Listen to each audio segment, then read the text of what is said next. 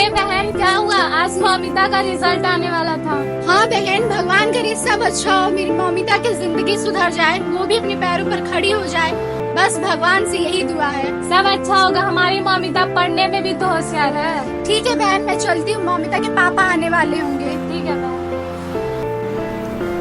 अरे मौमिता की माँ कहाँ हो? हाँ जी आई, बोलिए क्या हुआ? अरे आज तो मौमिता का रिजल्ट आने वाला था। हाँ लेकिन ये लड़की है कहाँ? मौमिता, मौमिता बेटा कहाँ हो?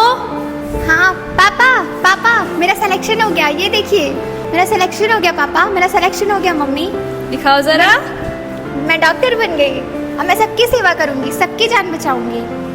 हमें तुम पर गर्व है बेटा। मुझे तुमसे यही उम्मीद थी। ठीक है, मैं अपने दोस्तों को दिखा के आती हूँ। ठीक है बेटा। लेकिन मौमिता के पापा, अब तो मौमिता को पढ़ाई के लिए बाहर भेजना पड़ेगा। मुझे तो उसकी बहुत चिंता हो रही है। अरे तुम चिंता क्यों करती हो? हमारी बेटी हॉस्पिटल में बड़े बुजुर्गों की सेवा करेगी और उसे वहाँ दुआ मिलेगी और मैं मिठाई लेकर आता हूँ। ये खुशी की बात है। ठीक है चलिए। कुछ सालों बाद हमारी मौमिता डॉक्टर मौमिता बन चुकी है। अब वो आरजी कॉलेज में पढ़ती है और सबकी मदद करती है। आइए देखते हैं अब आगे क्या होता है। डॉक्टर डॉक्टर डॉक्टर डॉक्टर मेरी मदद कीजिए। देखिए मेरे पति को क्या हुआ। डॉक्टर प्लीज, डॉक्टर मेरे पति की जान बचाइए। डॉक्टर देखिए ना। Doctor doctor. अच्छा ठीक है, हम देखते हैं। डॉक्टर आप टेंशन मत लीजिए, मैंने आपके पति का इलाज कर दिया है, वो अब बिल्कुल ठीक है। आप जाके उससे मिल सकती हैं। शुक्रिया, आपने मेरे पति की जान बचा ली। आप भगवान हैं मेरे लिए। कोई बात नहीं, ये तो हमारा फर्ज था। डॉक्टर आप 36 घंटे काम करके थक गई होंगी, आप जाइए सेमिनार रूम में आराम कर लीजिए, तब तक हम संभाल लेंगे। ठीक है।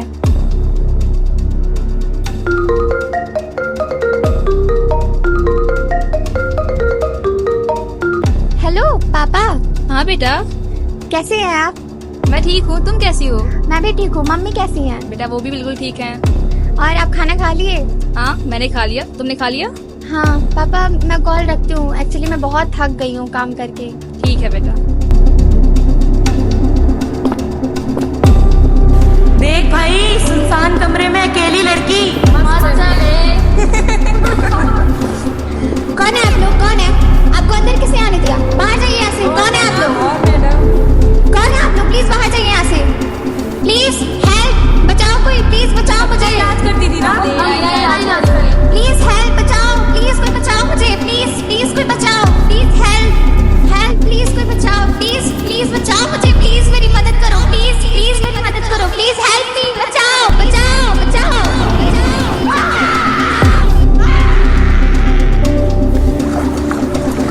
अब चिल्ला, ज्यादा डॉक्टर बनती थी ना। निकाल दी था सारी डॉक्टर।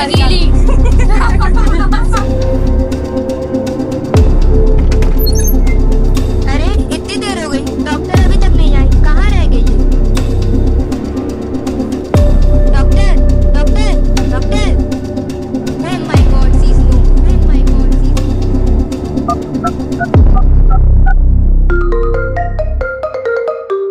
Hello hello.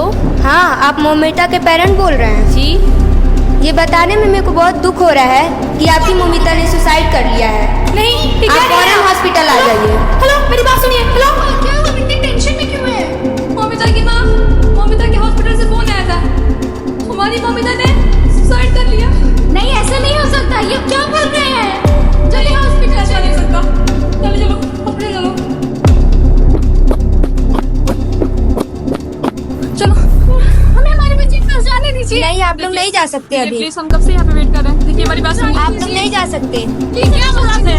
3 घंटे से बाहर वेट कर रहे हैं। हमारी बेटी अंदर है, हम उसे मिलेंगे नहीं जगह। आप लोग अभी रुक जाइए, अभी आप लोग को मिलने दिया गया है। दीजिए, हटिए आप। मम्मिता मम्मिता मम्मिता है मेरी बच्ची। क्या हो गया मम्मिता? ये भगवान, ये क्या हो गया? मम्मिता मम्मिता भगवान ने तुम्हारे साथ क्या कर दिया? बहुत बातें नहीं है। ये किस तरह से दुष्कर्म हुआ मेरे बच्चे के साथ? मम्मिता मम्मिता क्या हो गया? ये क्या हो गया मम्मिता? हमारी बेटी यहाँ पे नहीं रही है। भगवान डॉक्टर बचाए सबकी जान। कौन बचाए डॉक्टर की जान? डॉक्टर बचाए सबकी जान। कौन बचाए डॉक्टर की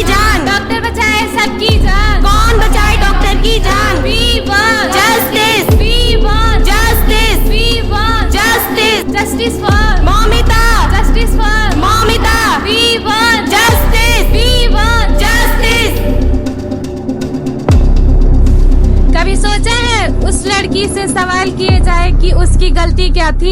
आइए देखते हैं। तेरी गलती होगी। नहीं तो फिर कपड़े जरूर छोटे पहने होंगे। नहीं, बॉयफ्रेंड का कपड़ा था क्या? नहीं, तूने पहले साइन दिया था। नहीं, नशे में तो तू पक्का ही होगी। नहीं, तो फिर कर क्या रही थी? ईमानदारी से अपनी ड्यूटी कर रही थी। ईमानदारी से अपनी ड्यूटी कर रही। ईमानदारी से अपनी ड्यूटी कर रही। ईमानदारी। ओरी चिरैया काश मैं लड़का होती। काश मैं लड़का होती। मैं भी बिना कुंडी लगाकर सोती। काश मैं लड़का होती। झल्ली बनकर दौड़ती उड़ती, देर रात दोस्तों के साथ फिरती। काश मैं लड़का होती। कहते सुना था सबको, लड़की को पढ़ाओ लिखाओ सशक्त बनाओ। और जब पढ़ लिख कर डॉक्टर बनती, मेरी मानक होती उसके आंखों का मोती। काश मैं लड़का होती। 36 घंटे का कार्य लगातार दुश्वार हुआ। बहिष्कार हुआ, बलात्कार हुआ, पुरुषों के व्यसीपन से साक्षात्कार हुआ। काश उन पुरुषों में भी थोड़े से स्त्रीपन की कोमलता होती। काश मैं लड़का होती। कहते हैं सीसीटीवी नहीं था। कहते हैं सीसीटीवी नहीं था। होता भी तो क्या होता? पुरुष सुरक्षा कर्मी जो उस पे नजर रखता, उसकी नजर भी कितनी पाक होती। काश मैं लड़का होती। अगर मैं एक लड़का होती तो शायद आज मैं जिंदा होती। अगर मैं एक लड़का होती तो शायद आज मैं जिंदा होती। जहां भर के जुल्म किए हमने सोचा नहीं, तू जो उड़ जाएगी ये ज़मीं तेरे बिन सूनी रह जाएगी। किसके दम पे सजेगा मेरा अंगना।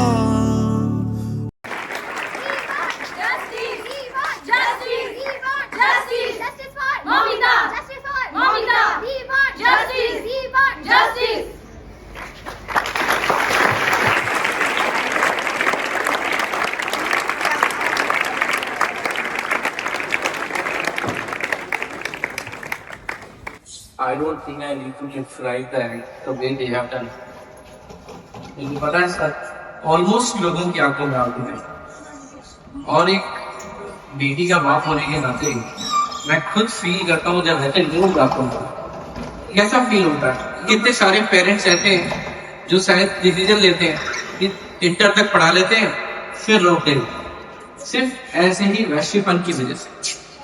और मैं जो इससे पहले कह रहा था, हमारे बीच के लोगों के, इवन नोएडा के एक स्कूल में एलकेजी की बच्ची के साथ, ऐसा 2 एलकेजी की बच्ची के साथ आज के 15 दिन पहले ऐसे मामले सामने, ऐसे ही कुछ न्यूज सामने है।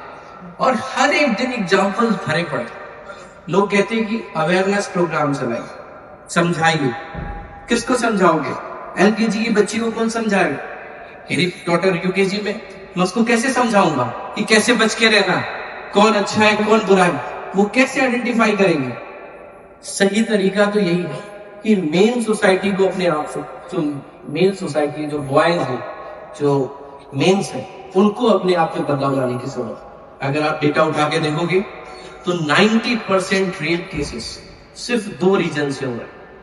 या तो रेपिस्ट नशे में था, या तो वो रिवेंज में। तो स्कूल को, टीचर्स को ये भी चाहिए, पेरेंट्स को और आप खुद को कम से कम ये रिवेंज से लड़ना सीख लो। किसी से बदला लेना, किसी की बात का बुरा लग जाए उससे बदला लेना, उससे दुश्मनी निकालना, ये ना एजुकेशन है ना इंसानियत। तो रिवेंज से डील करना सीख। अक्सर होता है किसी दोस्त ने भी कुछ कह दिया तो हम बदले में उसको परेशान कर। और दूसरा जो मैंने रीजन बताया वो है नशा। इंडिया में अब नशे का डेटा देखो, 78% जो मेल है उनकी नशे की शुरुआत 14 साल की उम्र से लगभग हो जाती है। मुझे इस असेंबली में 14 या उससे ऊपर के बहुत सारे लड़के नजर। जब हम नशे में होते हैं तो वो हम नहीं होते, वो कोई और होता।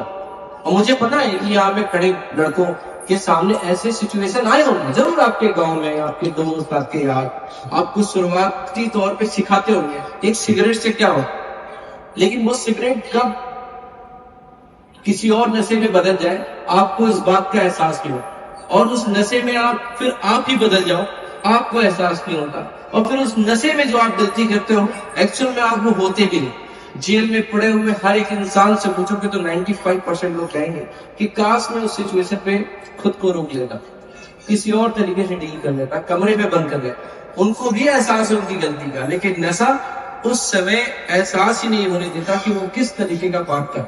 तो आज जब आपके सामने अपनी लाइफ में जब भी मौका मिलेगा कि जब कोई आपको कह रहा हो कि एक सिगरेट ट्राई कर लो, एक ही गुटखा ट्राई कर लो, या एक पेयर की कैन से क्या होगा, तो उस टाइम ही अपने आप को रोक लेना। वो आपको कहां तक लेकर जाएगा आपको कोई आइडिया नहीं।